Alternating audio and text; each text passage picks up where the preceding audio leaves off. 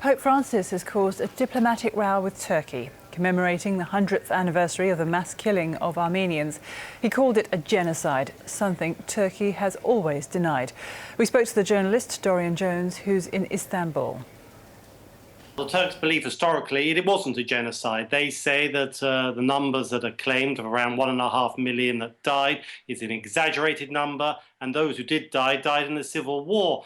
But beyond that, they see that these claims in part as an attack on the Turkish nationalist identity. Ever since the formation of the Republic, Turkey has staunchly rejected any claims of genocide.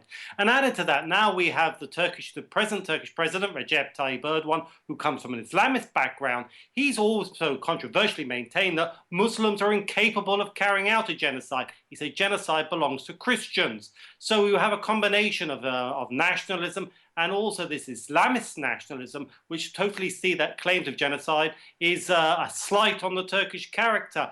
Added to that, there are more pragmatic reasons, because if genocide is recognized internationally, crucially by countries like the United States, that opens a door to large international compensation claims, because there's no statute of limitations when it comes to genocide. There's a big fear there, and beyond that, there is a fear that ultimately Armenia could start to claim large tracts of Turkish territory that border with Armenia. There are Armenian nationalist groups that say a large part of Turkey belongs to them. So there's some deep-seated fears there too.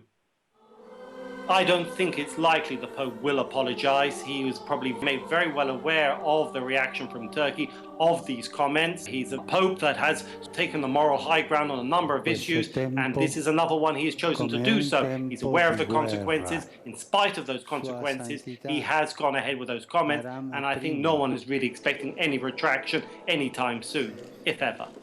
There are an awful lot of photographs that were taken, and truly dreadful photographs of large columns of people, thousands of people that were being deported out of Turkey, Armenians who ended up in deserts and never to be seen again. And there's lots of pictures of people starving.